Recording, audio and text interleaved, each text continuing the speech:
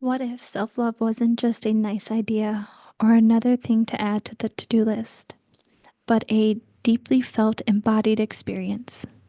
A way of being with yourself that offers profound healing, quiets the relentless inner critic, and opens you up to more of an authentic, joyful life. Today, we're diving into exactly that, cultivating real, tangible self love from the inside out.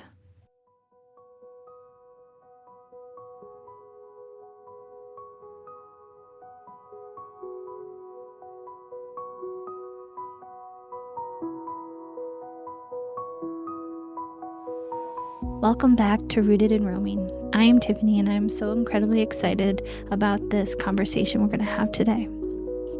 In our last episodes, we've journeyed through some really important inner landscapes, from facing our inner critic to gently tendering to our vulnerable selves. And today, we're taking that journey a step further into a space that is fundamental to all healing and growth: the practice of cultivating deep embodied self love. To guide us in this exploration, I am truly honored to welcome a very special guest whose work is all about helping people return home to themselves with gentleness, truth, and fierce love. Please join me in giving a warm, rooted, and roaming welcome to Gretchen Seeck. Gretchen is a transformational coach, a passionate mental health advocate, and the visionary founder of Grateful Yogi and G Soul, which is a conscious clothing line dedicated to supporting mental wellness and radical self expression.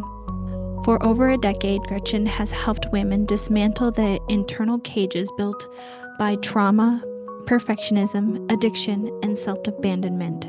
Her powerful work fuses somatic awareness, inner child integration, and compassionate coaching to guide her clients towards deep, lasting healing. And her clothing brand, G Soul, is so much more than a style. It's truly a wearable affirmation designed to spark conversation and hold space for healing, rooted in the message that mental health matters and authenticity is power. I just want to thank you so much for joining this episode today, all about self love. You were the first person, the only person, I should say, when I thought about self love in doing this episode, that you were the one that had to come on. Yay, yay, yay, yay. So Well, I'm just, so happy to do it. I've seen like a beautiful butterfly out of you. So anything I can do to help, I'm all in. and I greatly appreciate that. You have been such a rock in my journey of healing, and especially when it comes to self love, because there was a point in time I couldn't even say it in my head. Like, and I remember that Reiki session I had with you so vividly, of like me laying there and you're like, just whisper self love in your head. And I'm like, no, mm-mm. I'm like, Mm, it's I don't want not to, I don't want happening. And then I tell you that, and you're like, okay, well, challenge accepted. Now we're going to say it out loud and louder and louder. And I was like, this is so uncomfortable. So, totally. I think you were making that face too. Like I think that you were grinning and you're just like, oh my God, this is so obnoxious right now. And the crazy part too is like I didn't in that moment, like I follow my intuition, but in that moment, I never knew how powerful that was going to be. So it's very, very cool. it is like when you are on that healing journey and figuring out how to love yourself, when you actually, like, in my mind I thought, I love myself. I love, I love myself even though I can't say I love myself. I have self-love. But when you're asked to actually say the words, whether out loud or in your mind, and you realize you're struggling, like, there's something deeper that needs to be healed and worked on. And it is so powerful when you start to do it, because like now I can look in that mirror and be like, "Hey girl, I love you and you got this," and go kill the day. And it feels so good now to be able to do that. And thank you for that. Heck yeah. Heck yeah. And the jacked up part is like we don't even know that that's missing until it hits us and we're like, "Oh geez, like why isn't that like at the forefront of everything that we're learned, like that we're taught and that we learn from day one?" I don't know. Enter what we do. Enter me and you, I suppose, where we get to change that narrative and show how important and like life changing. That ripple effect is the most strong ripple effect that you'll ever feel in your life. It is. And it helps with the journey of healing. And like that was our last episode. It was all around of like starting that journey. And it may be challenging and there's different aspects to it and different tools will gather along the way. And when you start that journey of healing, the next step would be like looking at that self-love and what is it? And do you truly love yourself? And when you realize that either you think you do or I don't even know, like I said, I thought I did, and it was a challenge to see that I didn't. And even when we worked together and I did another like experience in healing and we were all about self-worth and self-love.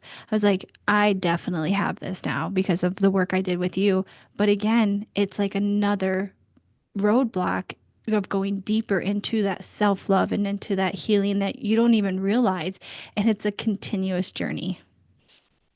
Big time. Big time. It absolutely is. And there's different, I always say that there's divine timing, there's divine process, and there's divine healing. And the universe will not let you heal things that would make you implode.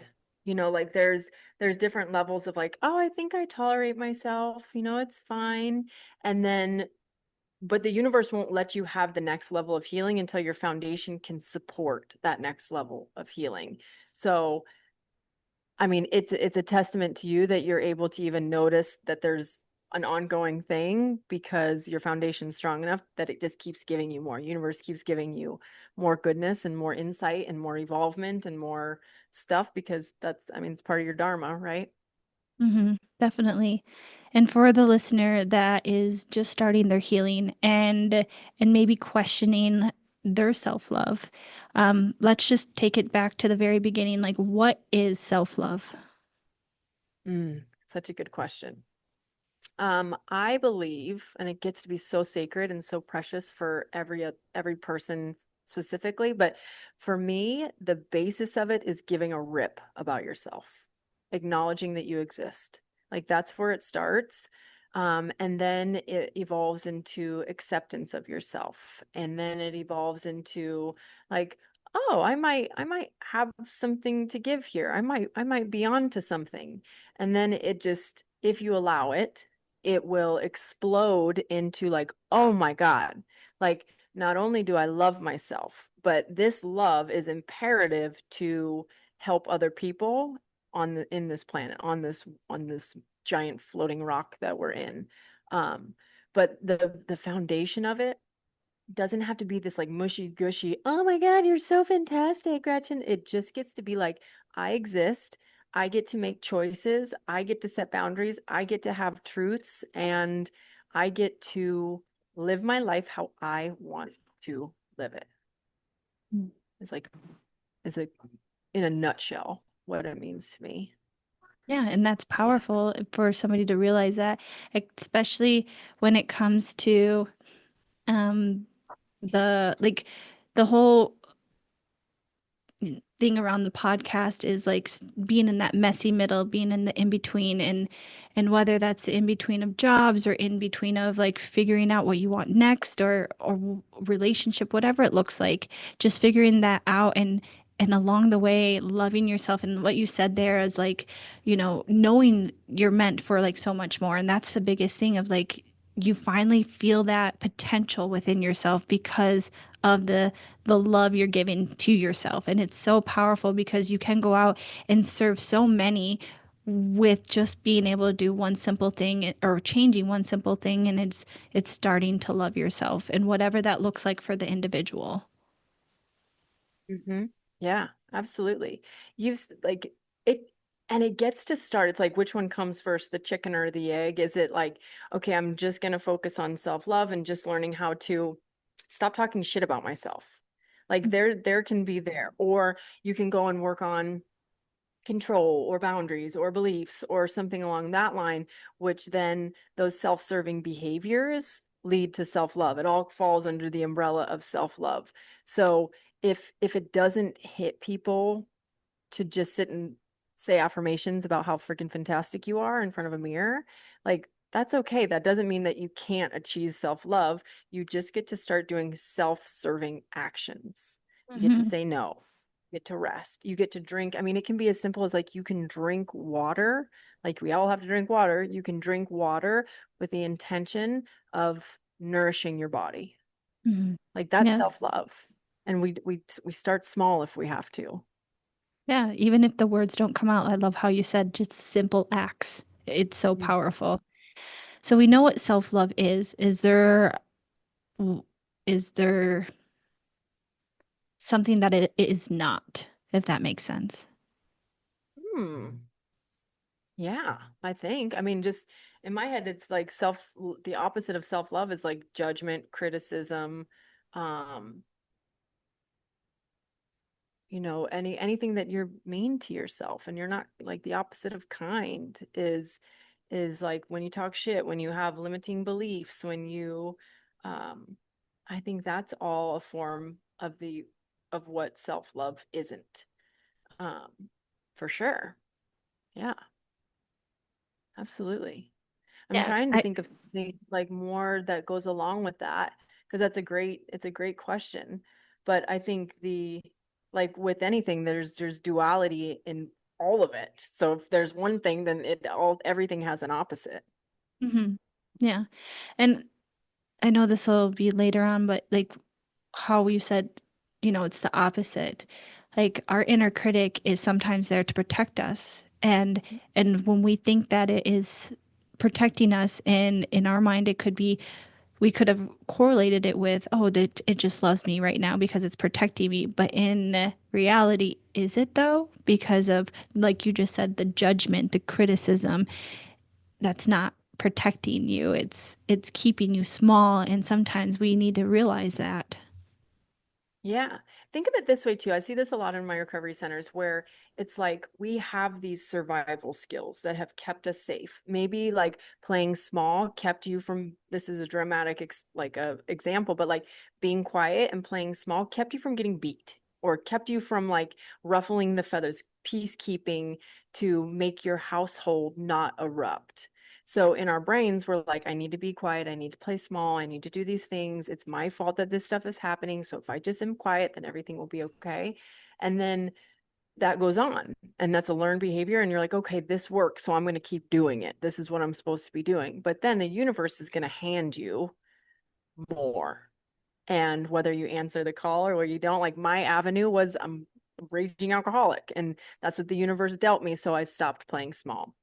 I didn't Mhm. listen for a really long time. It was hard for me to like realize it, but we get these like bonks on our head that says, okay, those were there to keep you alive and for your survival in that juncture of your life, that chapter of your life. But now you're called to do more and you're called to release those and learn new healthy coping mechanisms, new ways of thinking, new belief systems, new narrative, new goodness that builds you up and makes you feel like a rock star instead of like punches you in the face, you know? Mhm. I love what you said there, of just like it's what, we started to believe, but the universe doesn't want us to believe that. And so it's going to give us more and more opportunities to change that belief. And eventually, it will be a drastic bonk on the head, or you'll get the clue right away and it'll just be like a little shove. But it wants the best for you, whether that be the universe, God, or whatever you believe in. It wants the best for you. So the beliefs that you have, keeping yourself small and quiet, it doesn't want that. It sees the potential inside of you and it just wants you to grow and heal and just live your life to the fullest. And it's so important for that. So I Mhm. love that insight. Um, when it comes to somebody starting this self love journey, what is the scariest thing about it? Oh, feeling, I think guess I can only speak to like what the scariest part was for me. And I think the scariest part was looking um boastful or looking, and I really still have moments of this where I never want to look like, oh, look at me, look at me. But I think self-love translated as me being selfish or me being too proud or showy or something along those lines. I think that's where my initial block was. And the scary part was too, like it was something so new. Like I had never been really taught, and not that I lacked love, I'm not saying that, but I lacked the knowledge that I could love myself. I could give myself this goodness. And um so I think the scariest part is freaking the unknown. You don't know what will come of it. You don't if okay, I get it. And now I'm starting to feel good about myself, but is this going to be pulled away from me? Is something going to happen that is it's going to make it go away again? Am I going to be told that I'm wrong for doing it? Am I going to be ridiculed for it?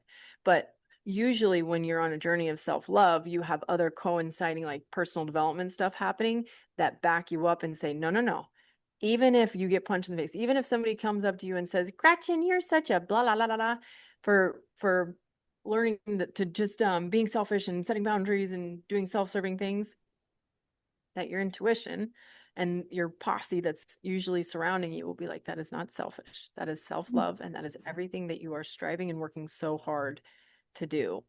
But it's a known. It's And if you haven't received it from safe people, like it's a foreign feeling, and foreign in our bodies and our minds and our spirit says it sets off an alarm, right? And when an alarm goes off, we're like, oh gosh, I need to shut this down. I need to make it go away. Well, we get to take a deep breath and reassure ourselves like, no, no, no, this one doesn't need to go away. It gets to stay right here with us. This is a good one. Just because it's new, just because it's uncomfortable doesn't make it bad. Mhm. And that's what people get to, in this healing and growing process.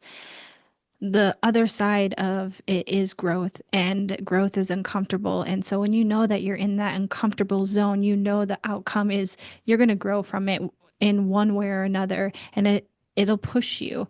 And it's just those baby steps of getting uncomfortable, and it's just little steps at a time. It doesn't have to be something so drastic, but just one step at a time, and keeping yourself uncomfortable in that process to heal and grow is so important.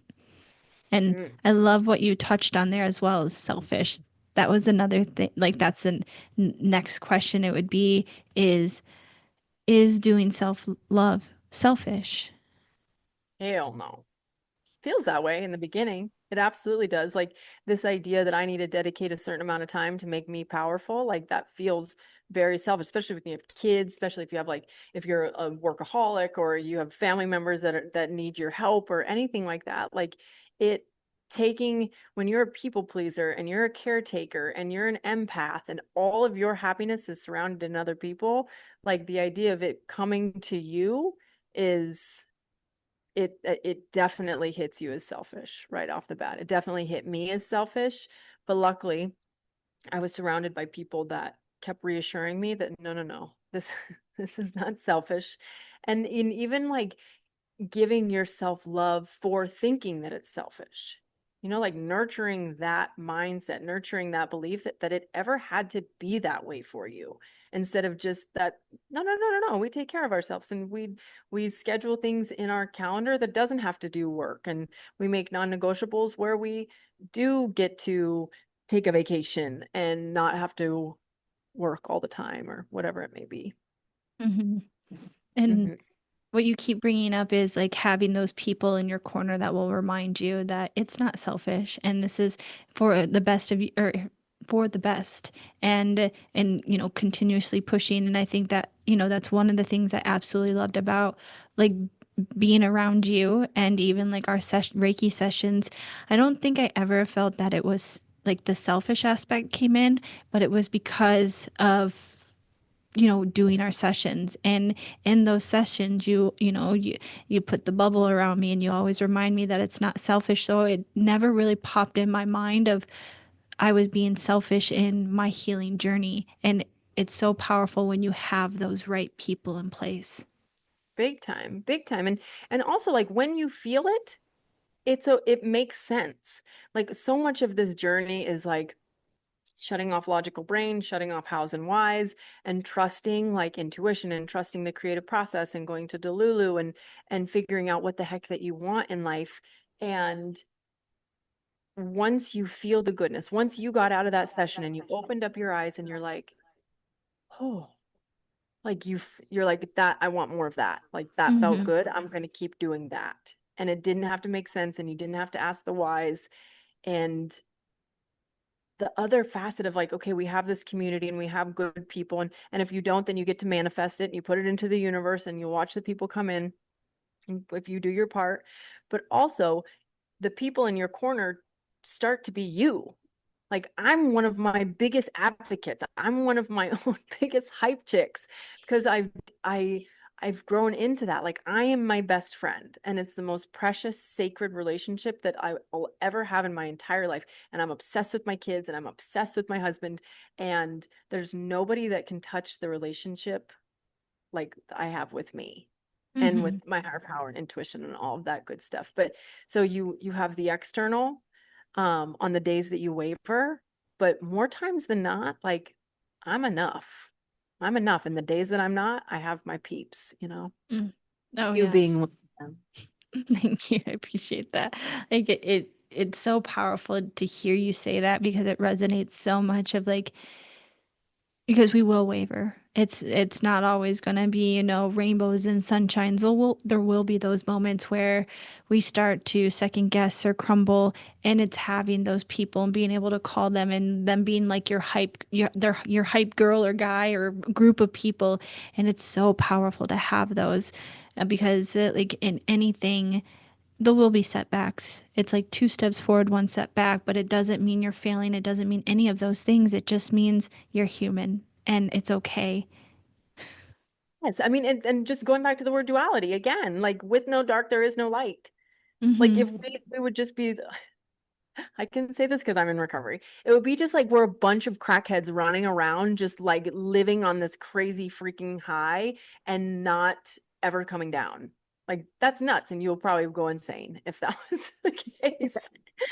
And there's compound interest, obviously, in financial terms, but there's also like compound habitual interest as well. Mm-hmm. And those are the tiny little things. Any day that we start to waver, you look at that freaking chart of what compound interest does, even in relation to habits and emotional well being and all of that.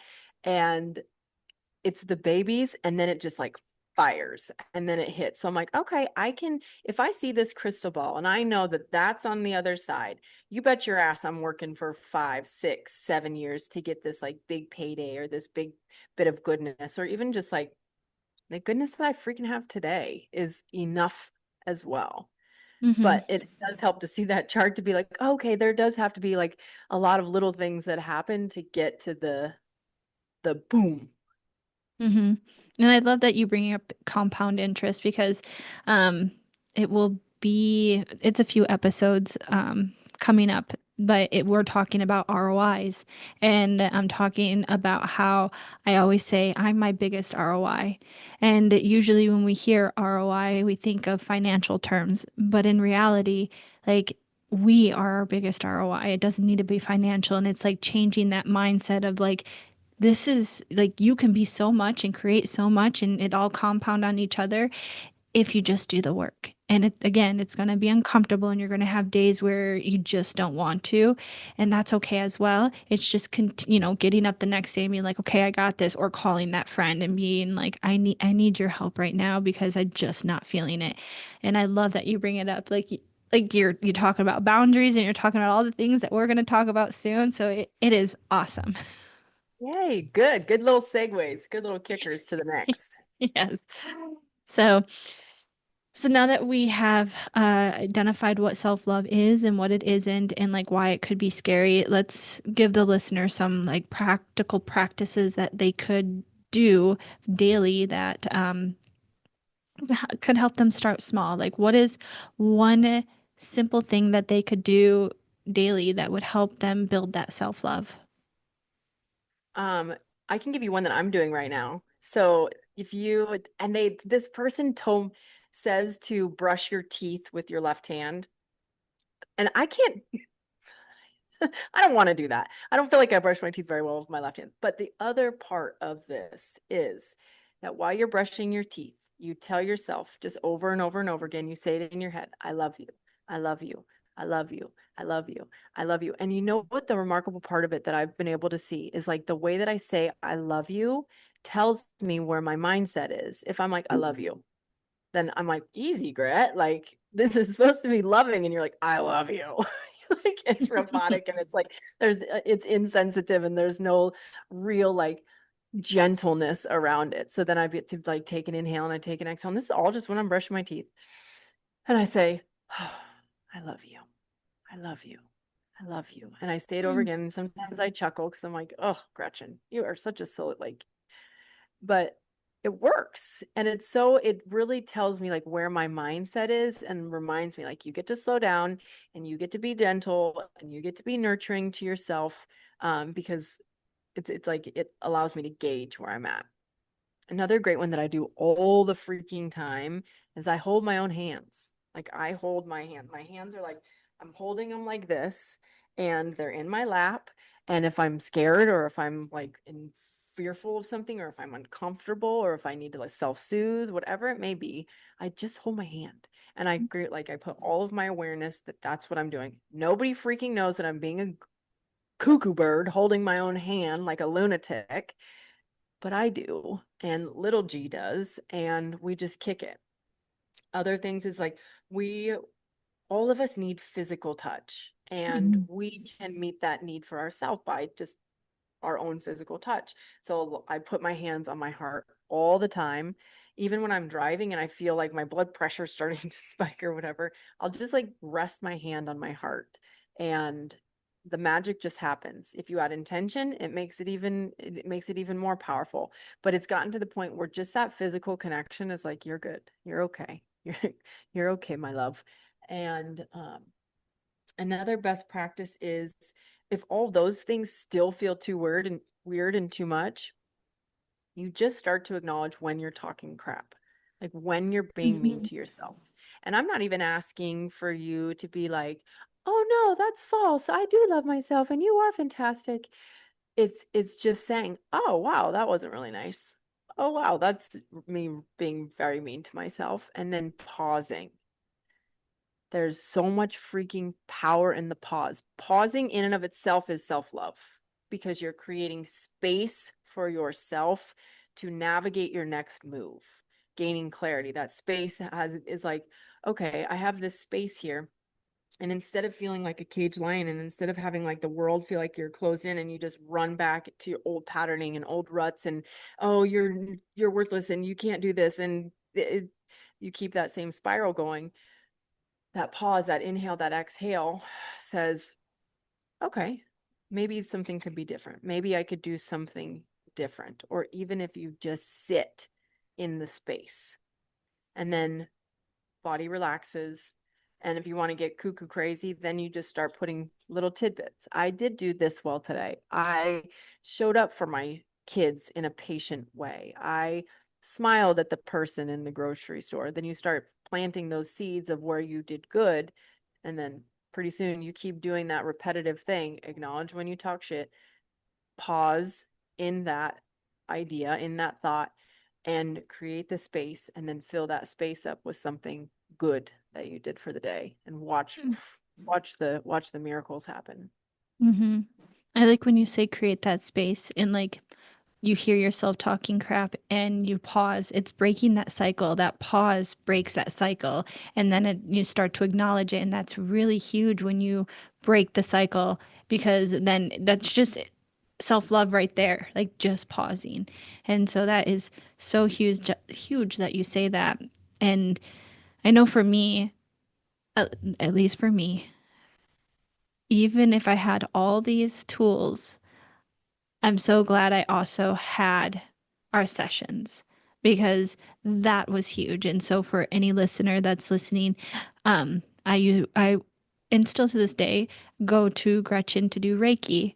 And in our beginning sessions, it was building a bubble of safety and knowing that I am safe, and then slowly building the self-love and power, and eventually knowing that I'm strong enough to quit drinking, even though I wasn't going to you to stop drinking, because I'd still tell you what I was doing, and drinking was in there. Yet the more I kept doing my healing, the more the universe kept saying, "Does this benefit you?" And it just kept giving me the opportunity to see that it didn't.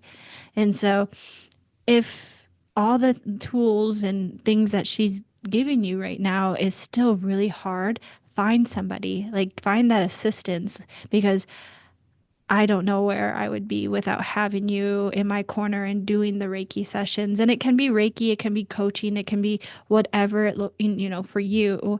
Um, but for me, it was Reiki, and it was huge. It was huge to have that person guide me. And it started small into then what it was. Yeah, big time. And there's two chirps coming in. One of which is like acknowledging that being hard on yourself is not, what's the word I'm looking for? Being hard on yourself is not a good thing. It's not going to drive you harder. It's not going to make you a better person. It's not going to get to your goals faster if you're hard on yourself. You're sabotaging what Mm, you're not allowing yourself to gain momentum by talking trash. So it's not this like high and mighty thing. It's it's holding you back. mhm, The other part that's never gets talked about, except maybe in our world that we're in right now, but in the outside world, you never, people are like, just go to therapy. And therapy is freaking phenomenal. And I still have my Annie, and she's like on call if I ever start to be a goofball.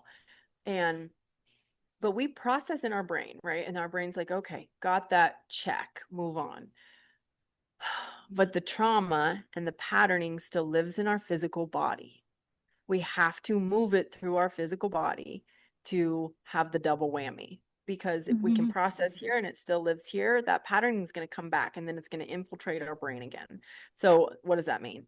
That means that the reason why Reiki is so powerful, the reason why breath work is so powerful, and meditation is so powerful, and yoga is so powerful, and movement is so powerful, is because it starts to break up that shit that's in your body, that patterning, that stuck energy.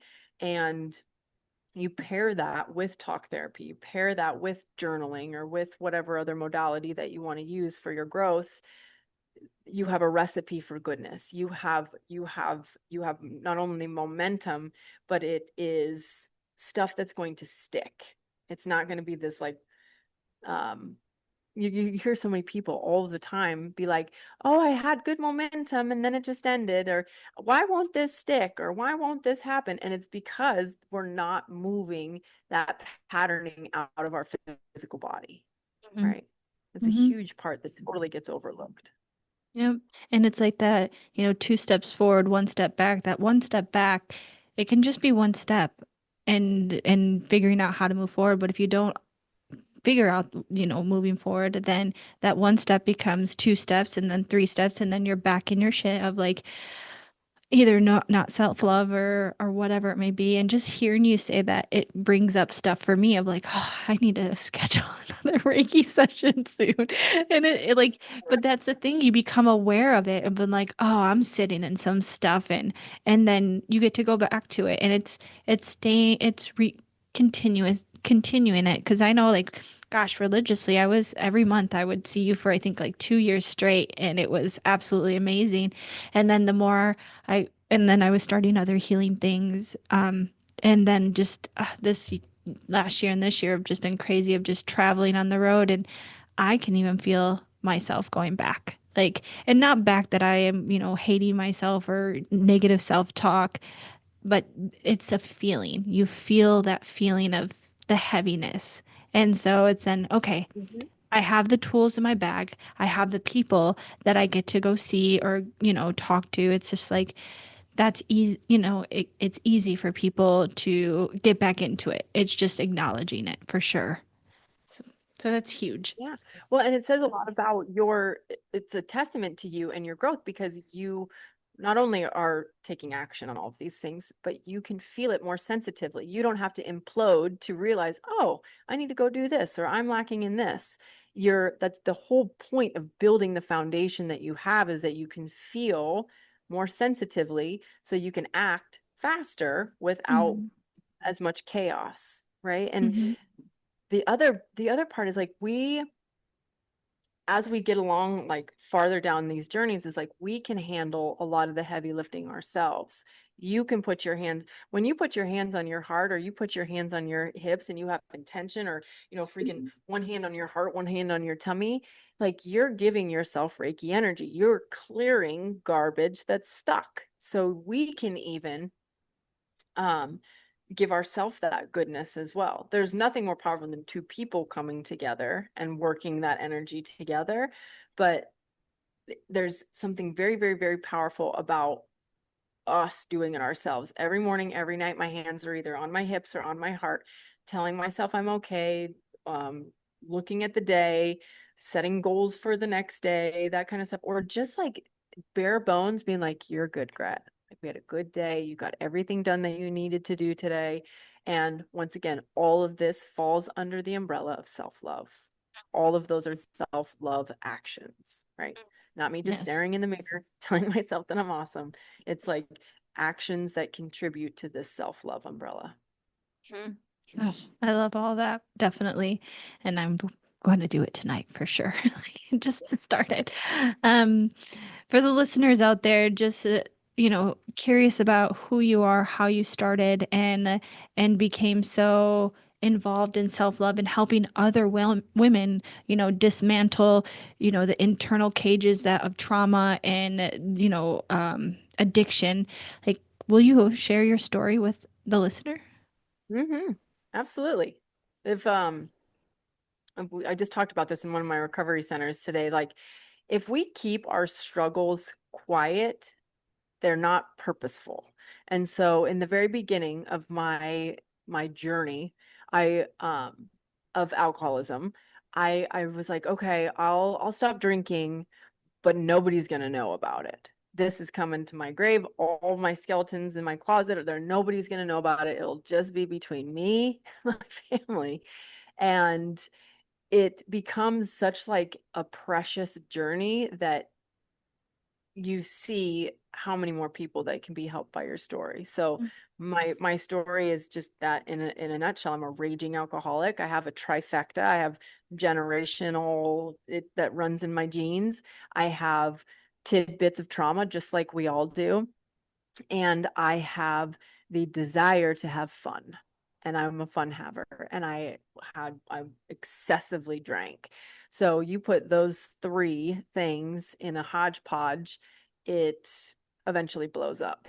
And I was surrounded by people that were doing the same thing. And I never wanted the fun to end.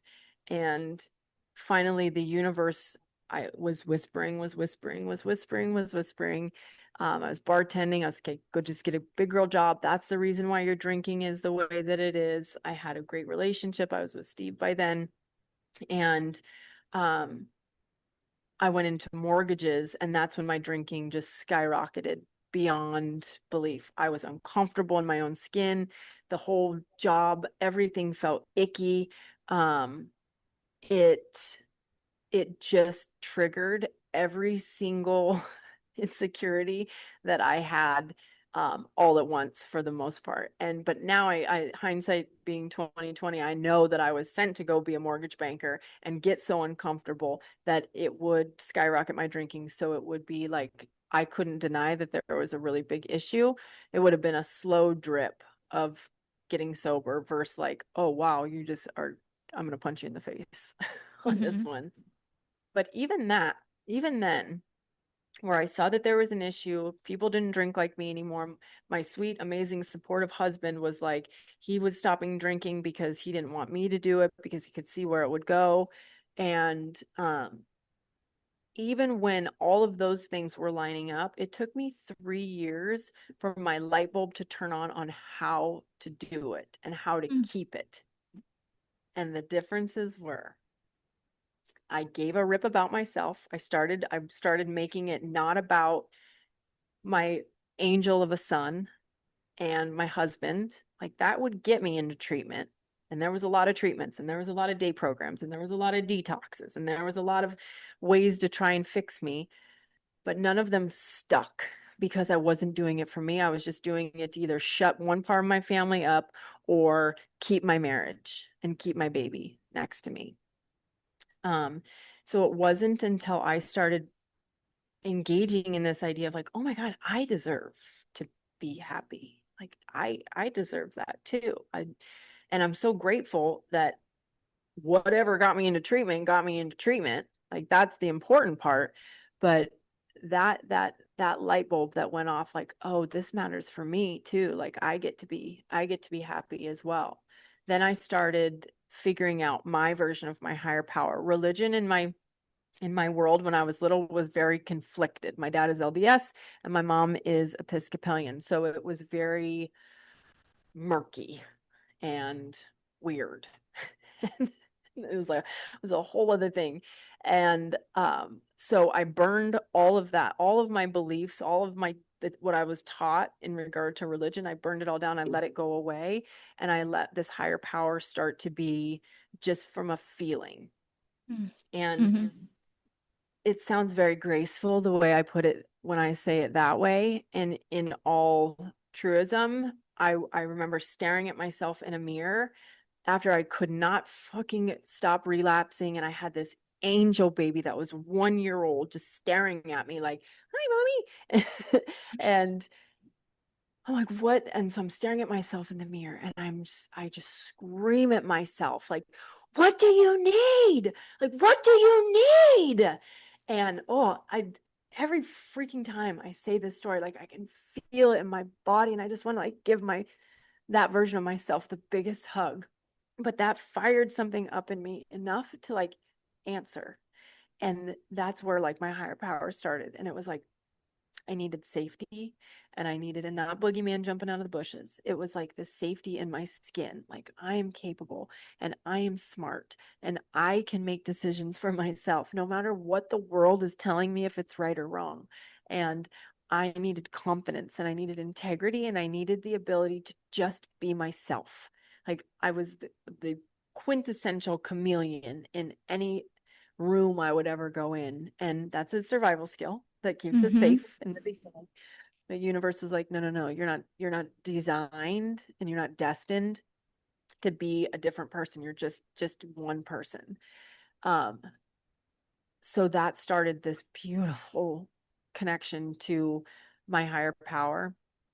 And then I just kept working with other alcoholics. I stayed in the mix. Not only does that like help me to be of service to other people and get out of my own head, but it also reminded me, you take one drink, that's where you go. And it may not happen overnight, but it will happen. That's the disease. That's the thing that is an undeniable thing. I didn't want it to be a disease. I thought it was a cop out to be like, Steve would be like, if you were allergic to strawberries, you wouldn't eat strawberries. And I'm like, that's too easy. Like, I have free will. I'm a strong mother effer. And I would just take this like self-will run riot stance. And that it didn't work. That's Mm-hmm. not. So I thought about and it truly like it just happens in one day where these light bulbs come off. And I'm like, the only way, the only what's the word I'm looking for? The only idea or the only logical explanation for why I would do these things and drink the way I would is if the only explanation is that it was a disease. And so Mm-hmm. one day I surrendered and I'm like, I'm going to let it be a disease. Even if, whatever, even if people down the line scientifically decide that it's not a disease, it doesn't matter because I allowed myself to believe and I gave myself love by making that decision to believe that it is a disease and that something was trying to kill me every day. It invited self-love, it invited compassion, it invited understanding on why I was being a lunatic and couldn't stop this thing. Okay, so we had connection to higher power, we had connection to other people, and we had this self-love. I started to give a rip about myself. And those were, and then obviously doing the work and going back and healing and acknowledging that there was traumatic experiences in my past that led me to different coping mechanisms that led me here. Um, and forgiveness. Like Mm-hmm. I got to close the book on that chapter. I got to put it on my shelf, and I have that book on my imaginary shelf because I know that I need to see it, because I know that that means that it reminds me of who I am, but I don't let it hurt me anymore. It doesn't do that anymore. It just reminds me like, nope, we're going to stay on this path because that path doesn't end well for anybody, Mm-hmm. anybody involved. And I mean, the biggest things that I've gotten from this is not only like this newfound freedom within me, like I don't give a frick if your mother, brother, best friend, who you are in my life, like if you don't serve me, you don't get me. And that's not, once again, it's like even hearing it come out of my mouth, that sounds like, oh, Gretchen, but I deserve peace. And if you're Mm-hmm. disrupting that peace in me, you don't get me. It's sorry. That's just not the way. And the other part is like, I am one of my greatest superpowers on this planet is my ability to mother. And that didn't come easy for me. I'm not one of those moms that step out into the world and it's like, this is my calling and this is my destiny. Like I have to work my fucking ass off every day to stay in a space that my kids deserve.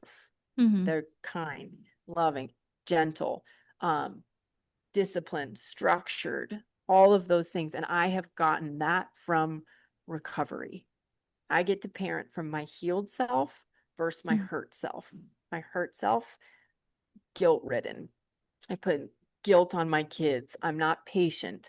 I don't hear their point of view. It is mine because I'm the adult, right? And when I feel myself going into those spaces, I get to check myself, I get to apologize, and I get to correct the behaviors, right? Because that's it's what they deserve. They're my Mm-hmm. gifts. I brought them here, and I didn't bring them here to serve me. I brought them here so I could love them and look at them as the gift that they are. So it's been a hell of a journey, um, but it's been a real good one for Mm. sure. Thank you so much. Like, just the power in that. There is so much power in that, and it's a fight. Like you fought for yourself. You fought for, and it's that's self-love right there. I'm going to fight for myself every damn day because for XYZ, but it's not just for the people in my life, but it's for myself. Because at the end of the day, like you stated in the story, is that yes, your husband and child pushed you in the initial, and it usually may be somebody pushing you, but to stay, you have to have that for yourself as well, or else it's Mm, never gonna stick.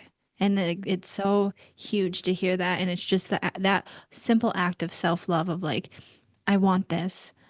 I want this not only for them, but I want it for myself. And then that you saying, what do you need? Like screaming that at yourself. That's another huge thing because you're asking yourself, what can I give you right now that I can help you be the better version of yourself? And I felt every bit of that as well as saw it. So like it's those simple questions of, what do you need? How can I serve you? What can we do? What's the next step together to improve and not be in this space anymore of whatever it may be? right. Big time. Mm. It's so mind-boggling to me that some of the epiphanies that you have in recovery are ones that are so simple and Mm. so like the idea that I get to ask myself, what do you need? That should not be something that you have to trudge through the depths of despair to have Mm-hmm. that epiphany. Like that should be things that we are taught every single day. hey, check in. Hey, and I think that honestly, like I do think that the world as a whole is doing a lot better with that. I am hopeful and my I'm optimistic about the tidbits that are happening, but it is wild that not only was it like I didn't know that I could meet my own needs. It was so far off my radar. I didn't even know that I had I had them Mm-hmm. or I could ask myself that because either I was just meeting the needs of other people and that was fine and that was just what my job was and if anybody threw me a crumb or threw me a great thing, then that could satisfy, that could satiate something that I thought was missing or I didn't know was missing. But there was no mindfulness or like idea that that was something that I could ask myself, which is Mm-hmm. crazy, crazy Because we're thing. not taught that. It's something that you mentioned in the very beginning of like, just what if we were taught all these things? What if society said, it's okay to ask yourself what you need and to get on an airplane, they say put on your mask, your face mask first before you help somebody else. But with the people pleasers, it's not that simple. We're going to help everybody else. And if we have that tiny little crumb or that tiny droplet of water, then maybe. But if we see somebody that could use that crumb or drop of water, you better believe it. We'll give it to them before we even help ourselves. And it's just something that may not have been ingrained in all of us, but it doesn't need to be that way. And in society or in teachers, and there's so many different things that could help show individuals that it could be different. And it's okay for that self love, and it's okay to think about yourself, and it's not selfish. It's just taking care of yourself to be the better person for your children, your spouse, your family, and at the end of the day, for yourself. Yeah, big Mm. time. Big time. There's all these people that are out there like so worried about the world and just live in so much fear and they like are freaking out. And I look at it like, okay, my childhood wasn't perfect, but my parents parented at their capacity. They did the best that they could with what they had. And I get Mhm. to forgive them for that. And I get to have compassion for that. And though I will not rest with that as my story, I will consistently and constantly be evolving and being my best self and noticing my character defects and sprucing them up and doing what I can. I feel like every generation does a little bit better. And it's people like you and it's people like me being able to say, okay, I'm not perfect. I've got to do some sprucing. What can I do? That leads to the next generation having a little bit less mind fuckery happening, a little bit more Mhm. space to create what they need. So when people keep going bananas about what's happening to our world, I get to step into this space that we're in my recovery centers and look at like, no, no, no, there's so many people doing so much internal work to not continue the chaos and be Mhm. better for the next generation and then the next generation. So I see the vibration of the world raising because of people like us. And in my personal opinion, good beats evil. Good will always beat evil. Mhm. Like the good will always overshine the bad if you let it. And that's our Mhm. job is to let the good outshine the bad. Yes, I completely agree. And I love that you say, the vibration is like, leveling up and getting higher. And you can see that now with the whole, mental health awareness and more, even on social media, you see it more and more of just people be aware of your healing, start your healing growth and self-love and all the different things out there that the people you could start following. And I know, like when I was growing up and social media was just getting introduced or even anything, we didn't have that. We didn't even talk about mental health. So when I was Totally. feeling extremely sad and depressed, I just thought that was what it was. And this is just how I'm going to be. But no, it's something deeper than that. And it's okay. Those feelings are okay. It's just how do we move through them? And it's so powerful that now we have tools that Yeah. we can and people and that it is okay now because back in the day, mental health wasn't talked about and none of this was talked about, and self-love, like just get over it and move on. Right. Or you're a pansy, or, like all these people with all Yes. these emotions happening. And like the only one that is right is happiness and being grateful. And that it's just not, it's, just it's so silly to me. It's so funny. It's so funny. But you're totally right. It is fantastic that there's and how social media can be a really, really good thing, instead of, once again, the people who are like, oh, social media is hell in a handbasket. It can be such a great thing with great people out there putting and giving people permission to normalize sad Mm-hmm. days, normalize feeling like a maniac. So people don't feel so alienated. I remember like going into treatment and being so like I didn't want to be seen, and I didn't want to tell my story, and I opened up one time, and the person next to me who I trusted, who I maybe even would even say admired, was like, "Oh my God, yeah, I did that too." And then I did. And like I looked at them like, "Oh, I'm not the only one.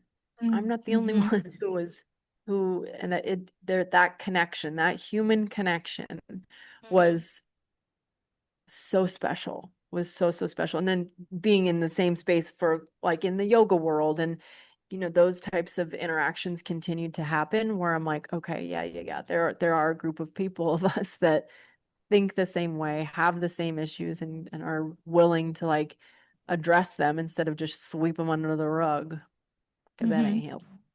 I That ain't completely good. agree with that. And even, you know, like, podcasts like Rooted in Roaming, the whole, basis of it is letting the listener know that they're seen, they're heard, and they're not alone.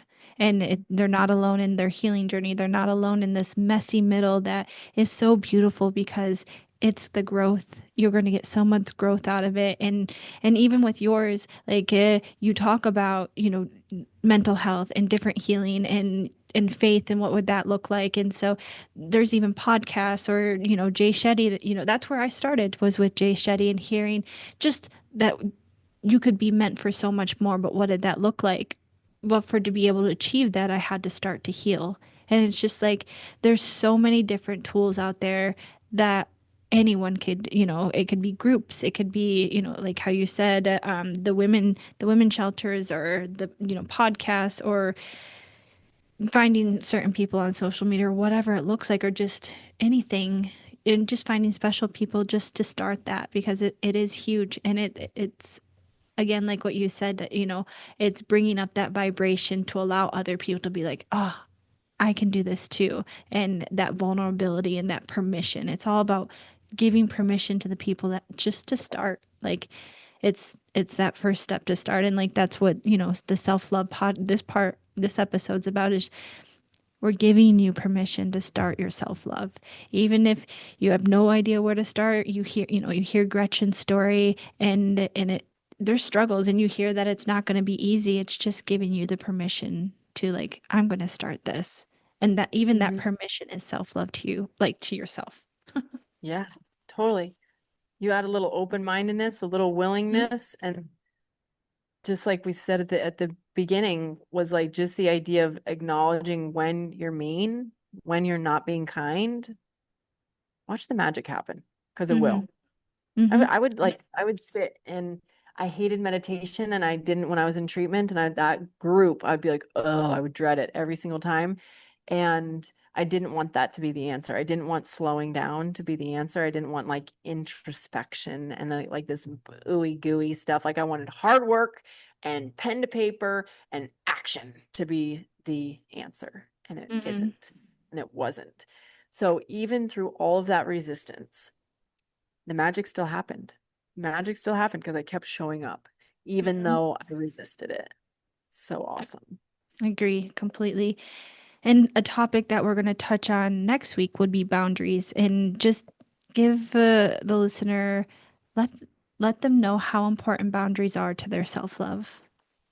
Oh, so you talked a lot about the bubble, right? And the bubble is our very first boundary that we set. And we don't have to have like hard confrontations on 90% of our boundaries are just internal boundaries. And your bubble is our first boundary, in which like we're putting a buffer in between the external chaos and your safe space. So we have this bubble, we have this safe space. It's only our energy in here. Okay, first boundary. And then we start looking at what relationships in my life exhaust me. What relationships in my life or experiences or institutions or whatever it may be, work, whatever comes up, is there more output than there is input? What am I giving more to than I am receiving? And here's a hard one too for all your peeps that have kids. Our kids are some of our most codependent relationships. And granted, yes, we're going to give more than they're probably going to give in return, but we have to we have to watch very, very closely when our energy is being exhausted too much from our kids, which means that we're doing too much for them. Mm-hmm. And, but some of my strongest boundaries, each person in my life coming out of recovery got a boundary. And it can be some of my most sacred.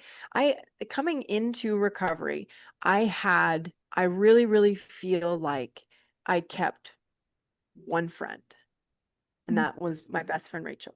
And she went through everything with me, and she didn't know how to deal with me. And so we would go through hiccups and bumps. And when my light bulb finally turned on, and I circled back around and I looked at her, and I remember this clear as day too. And I'm like, are we okay?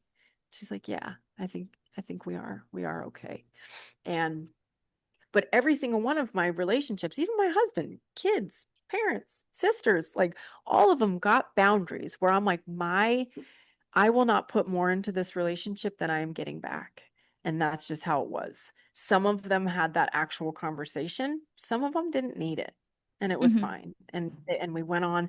And it's almost as if like when we go on this journey, we start to rise up, right?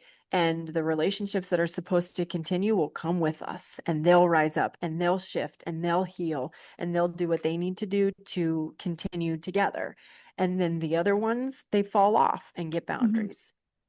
Boundaries just look like, you don't get me. You don't get all of me anymore. Mm-hmm. And one of my hardest boundaries, and I'm in the thick of it right now with one of what should be one of my most sacred relationships with my dad. And there's breaches of respect and overstepping boundaries that I laid that are very, very simple and I don't feel like they're too much to ask. And so right now I'm not speaking to him, and it's heartbreaking, and I don't want it to be that way, but I fucking love myself enough and my peace enough that you don't get me. You Mm-hmm. don't get me. That's it. That's all.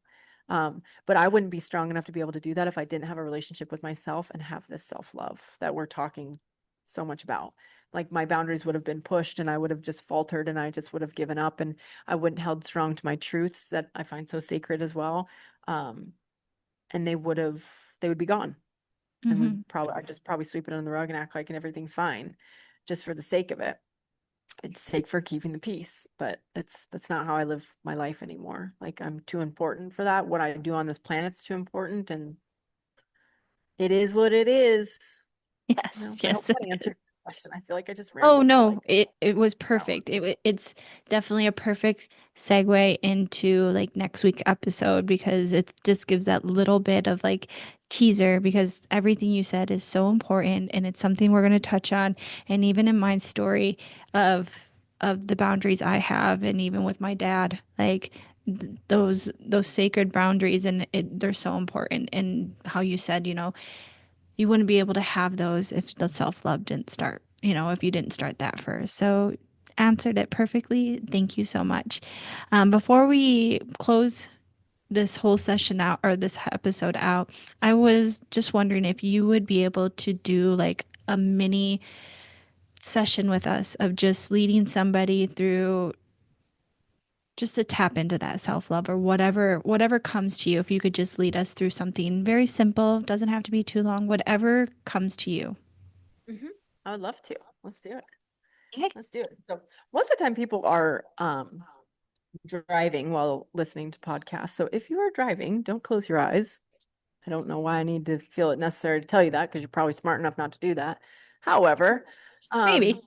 we can relax into our body. If we're listening to this at home, close your eyes. It gets even better when we close our eyes. I just want you to take a big deep breath in, big exhale out.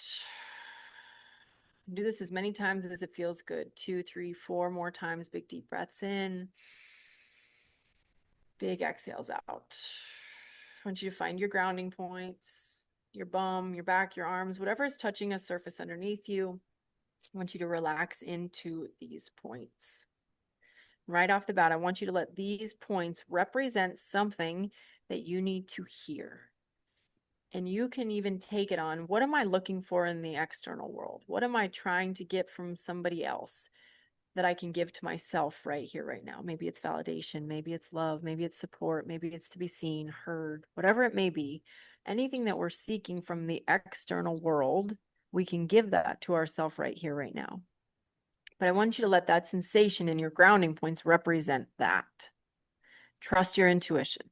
Trust your intuition. Trust your intuition because it will guide you beautifully, beautifully tailored practice to you. My words only take you so far, but your intuition will take you beyond your wildest dreams. So we're relaxing in the body, we're dropping shoulders, we're finding our grounding points, we're finding that breath, we're feeling that breath. And the next question I want to ask you is, if you could love something about yourself, what would it look like? What would it feel like? What would it be? I'm not even expecting you to even come right out the gate saying something that you love about yourself, but what's something that would be nice to be able to love about you? What do you aspire to one day be able to say, I love this about me? Maybe hands come to heart. Maybe hands come to your hips to reassure yourself that this may feel weird and it may feel uncomfortable and maybe you don't want to do it, but you're going to do it anyways because you're safe and you're protected and you're being guided and you're listening to this podcast for a reason, to spruce up your self-love, to give you something that the universe knows that you really, really, really need and that you really, really, really deserve and are worthy of having. And it's all part of your divine dharma of growing into your highest self. Another big deep breath in. Another big exhale out. And for the next 3 breaths, I just want you to imagine what that would feel like to be able to love yourself for this thing, for this trait. If it's something that, or if you can come up with something that you already love about yourself, add that to the mix, add that to the party, bring that into your bubble, bring that into your safe space just to add to the mix. The more stuff we can bring into this party, the better the party is going to be. Let's meet yourself where you're at. Slow, easy, calm breath in through your nose, out through your nose.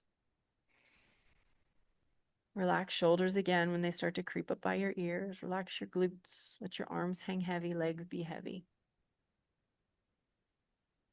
I want you just to even imagine that this sensation is being absorbed into your body on a cellular level. What would that look like? What would that feel like? Hang here, breathe here. We won't be here more than 3 more breaths. You can do anything for 3 breaths. Inhale into that goodness. Inhale into that love. Exhale, surrender to it. Let it in, baby. Pause here. All right, let's take another big deep breath in. And a big exhale, shaky, shaky, shaky. Maybe eyes open. Maybe smile comes upon your face, whatever makes you feel good. Mm. Oh, thank you so much for that. And thank you for joining us today on this episode of Self Love.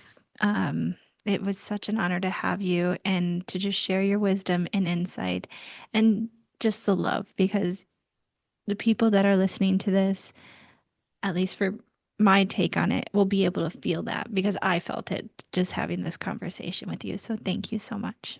Oh, thank you, babe. Thank you so much for having trust in me and let me sit up here and talk about love, because you know what?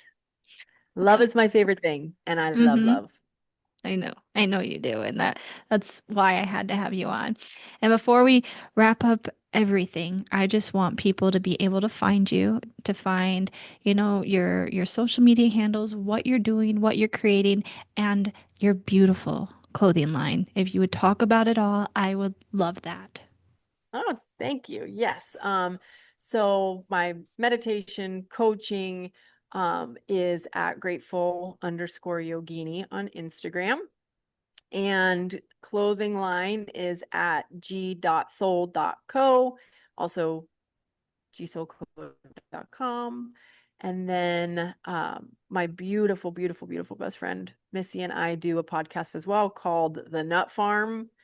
And that's at the Nut Farm Podcast on Instagram as well. We just talk about everything to do to stay out of the nut farm, you know? Mm-hmm. Yep. That's Awesome. all I Thank you got. so much. And then I Thank will you. put, you're so welcome. And I'll put everything in the show notes as well. So if you want to look at her clothing line, I absolutely highly suggest it. It is phenomenal and it feels like you're always getting a hug from her. And so I'll put that in there. I'll put all of her handles and please check her out. She is amazing. And thank you again. Thank you, baby. Love you so much. Love you too. What an incredibly powerful and deeply moving conversation with Gretchen today on cultivating and embodying self love. We explored what true self love really is, beyond surface ideas into lived daily practice. She shared so generously from her own powerful story, reminding us that this journey of coming home to ourselves is profound and transformational. We talked about the simple yet impactful daily practices and rituals we can integrate to build that muscle of self love, to quiet that inner critic, and to truly anchor into our self worth. Gretchen reminds us that this isn't a linear path, it doesn't happen overnight. There will be moments of progress, yet there will also be moments of setback and times that we get back into our old patterns. And when that happens, the invitation is to pause, rest, and be gentle with ourselves and reach out to someone that is in your corner that will support you and build you up and build that strength back up. Gretchen even guided us through a beautiful little self love practice that you can tap into anytime you need that moment of connection and affirmations. I will put the timestamp in the show notes. My invitation for you this week, inspired by our conversation, is to choose one small embodied act of self love, something that Gretchen suggested, or one that arises in your own inner knowing, and practice it daily. Maybe it's placing hands on your heart for a minute, or having a mindful cup of tea, or taking a moment to do conscious breathing. Notice how it feels. Next episode, we're going to build directly on this foundation of self love and explore the sacred no, understanding and settling healthy, energetic, and emotional boundaries as a vital expression of that love and respect. Until next time, stay rooted, keep roaming, and I'll meet you in the in between. If today's episode resonates, please hit follow it or subscribe so you don't miss out. And if you feel called, share it with someone who might need a little more self love in their life. You can continue the conversation with us on Instagram at Rooted in Roaming. The link will be in the show notes. This was soul work. And if you feel cracked open right now, good. That means something shifted. Self love isn't a buzzword, it is not a weekend retreat or a fill up quote. It's grit, it's quiet, it's uncomfortable. It's staring at the mirror and saying, I love you, when your whole body wants to look away. Gretchen has been one of the inner voices in my life who gently and firmly called me back to myself, who stood by me while I learned to love all the parts I used to numb. And today, I hope her voice found a place in yours. So remember, not to fix, not to hustle, but to return, to soften, and to hold yourself like you would hold a child, gently, honestly, with no rush. You are already worthy. You already are whole. And love, real self-love, starts right here. So thank you as always for being here, for opening your hearts and walking this path alongside us. Until next time, stay rooted, keep roaming, and I'll meet you in the in-between.